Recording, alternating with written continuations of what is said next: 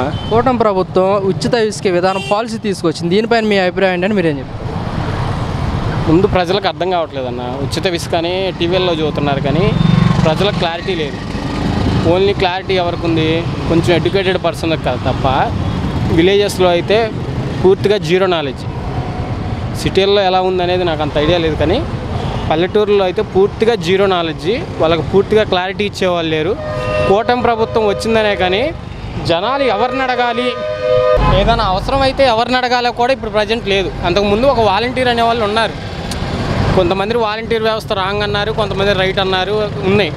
ఇసుకది పూర్తిగా ప్రజల్లోకి వెళ్ళిందని వీళ్ళు భ్రమలో ఉన్నారు.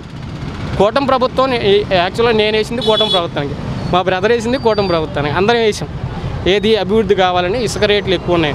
ఇసుక రేటు తగ్గిందని తెలుసు కానీ ఎలా తగ్గింది, ఎక్కడ తగ్గింది, ఎవరికి తగ్గింది అనేది క్లారిటీ లేదు. దానివల్ల ఎవరు ఆ బెనిఫిట్ పొందుతున్నారనేది కూడా క్లారిటీ లేదు. మధ్య తరగతి వాడు బెనిఫిట్ పొందిందా లేదా అనేది వాళ్ళు హౌస్ కన్స్ట్రక్షన్ స్టార్ట్ అయ్యాక తెలిసింది.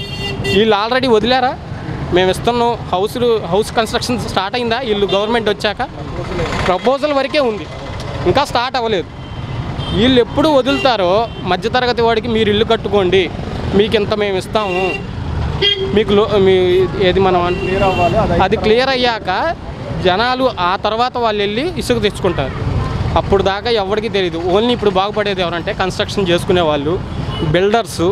వాళ్ళు లబ్ధి పొందారా లేదా వాళ్ళని అడగండి, వాళ్ళు చెబుతారు లబ్ధి మేము పొందామని. ఇసుక కూడా బ్లాకుల్లో అమ్ముతారని కూడా కొన్ని ఆరోపణలు అయితే వస్తున్నాయి, నిజమేనంటారా? బ్లాక్లో అమ్మకుండా ఎలా ఉంటారు? ఇప్పుడు ఇసుక ఆంధ్రప్రదేశ్లో ఇసుక మంచిది అని అందరికీ తెలుసు. హైదరాబాద్లో ఈ ఇసుక దొరికిద్దా? మన ఇసుక కృష్ణానదిలో ఉండే ఇసుక దొరకదు. హైదరాబాద్లో దొరికేది ఏంటంటే విజయవాడ నుండి వెళ్ళే ఇసుక, పల్లెటూరుల నుండి వెళ్ళే ఇసుకలే దొరుకుతాయి.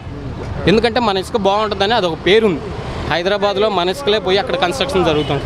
మనకు కన్స్ట్రక్షన్ లేనప్పుడు ఆటోమేటిక్గా ఇసుక బయటకే అమ్ముకుంటారు ఎవడైనా. నీకు ఇక్కడ కన్స్ట్రక్షన్ జరిగితే నువ్వు ఏడ వాడుకుంటావు. కాబట్టి మనం ఈవెన్ ఎగ్జాంపుల్కి వరదల టైంలో, వరదలను ఇప్పుడు తేవచ్చో తేకూడదో నాకు తెలియదు కానీ అయిపోయిన సిచ్యువేషన్ అయినా కానీ దాంట్లో ప్రజలకి క్లారిటీ ఎవరిని అడగాలి. మాకు ఒకవేళ ఇప్పుడు వరద బాధితులు మేము, మాకు ఇది జరిగిందండి, మేము ఒకరికి చెప్పుకోవడానికి ఒక పర్సన్ అనే అతను లేడు. మీకు ఎవరైనా ఉన్నారో మరి మీరు ఎక్కడ ఉంటున్నారో తెలియదు కానీ మేమైతే ప్రజెంట్ ఆ సిచ్యువేషన్ ఫేస్ చేశాను.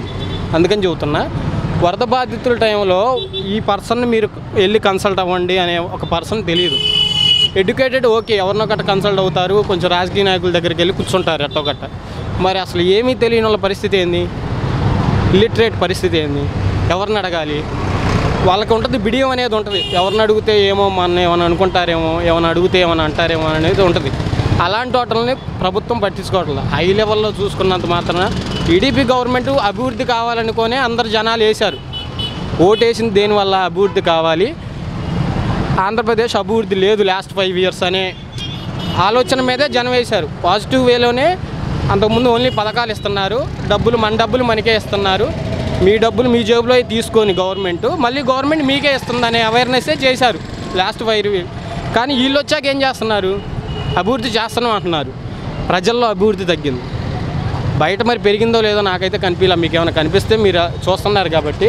ప్రజల్లో అభివృద్ధి ఎప్పుడు వచ్చిందంటే, నాకు అవసరం అయింది, నా అవసరాన్ని మీ దగ్గరకు తీసుకురావాలి. ఎవరు తీసుకురావాలి నా అవసరాన్ని? నేను వచ్చి ప్రతిసారి నేను మీకు చెప్పుకోలేనుగా. ఇప్పుడు నాది ఇదండి అవసరం, నాకు ఇలా వరదలు వచ్చి ఇలా అయ్యిందండి, నాకు ఇలా బైక్ ఆగమైందండి అని ఎవరికి చెప్పాలి? సర్వే ఎవరు వచ్చారు చెప్పనా? వరదలకి లోకల్లో ఉన్న సచివాలయం వ్యవస్థ రాలా. ఈ సచివాలయంలో ఉన్న వాళ్ళు ఎవరో రాలా. నాకు వచ్చిన ఎగ్జాంపుల్ నేను ఫేస్ చేశా. నేను షిరిడి సాయినగర్లో ఉంటా.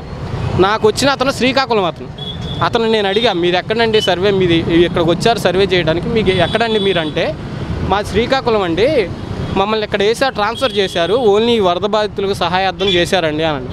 ఆయనకు నేను తెలుసా? మా ఏరియా తెలుసా? చెప్పింది రాసుకొని వెళ్ళారు. పూర్తిగా అసలు వరద బాధితుల టైంలో, వరదలు వచ్చిన టైంలో రాసుకొని వెళ్ళారు. వరదలు వచ్చిన టైంలో ఇంట్లో ఎవరుంటారండి? నాకు అర్థం కాదు. ఎవరు ఇల్లు వాళ్ళు వదిలేసి వెళ్ళిపోయారుగా. ఆ వరదలు వస్తున్నా కానీ ఇళ్లల్లో కూర్చోలేదుగా ఎవరు. బయటికి వెళ్ళిపోయాక ఒక 10 days తర్వాత 15 days తర్వాత సర్వే చేయాలి. వాటర్ అన్నీ పూర్తిగా పోయాక మొత్తం రీకాల్ చేశాక సర్వే చేయాలి. అలా చేయలేదు. ఓన్లీ వరదలు వచ్చిన టైంలో నీళ్లు ఇంట్లో ఉన్నప్పుడు, రోడ్ల మీద నీళ్ళు ఉన్నప్పుడు, ఆల్మోస్ట్ 4 feet 3 feet ఉన్నప్పుడు సర్వే వాళ్ళు వచ్చారు. వాళ్ళ వరకు అప్పుడు ఆ టైంలో ఉండేవారు ఓనర్స్ ఉంటారు. రెంట్కుండే వాళ్ళు ఉండరు. రెంట్కుండే వాళ్ళు ప్రాపర్. ఇప్పుడు నాది విలేజ్, నేను విలేజ్ నుండి వచ్చా, మా విలేజ్కి వెళ్ళిపోయా. అప్పుడు నా సర్వే ఇచ్చింది ఎవరో, నా ఓనర్ ఇచ్చిండు. మీ ఓనర్ మీకు సర్వే ఇస్తారా కరెక్ట్గా? మా రెంట్కుండే అతను మునిగిండండి అని ఇస్తారా? మా ఇల్లు మునిగిందండి అని చెబుతారు. మీ ఇల్లు ఎక్కడంటారు?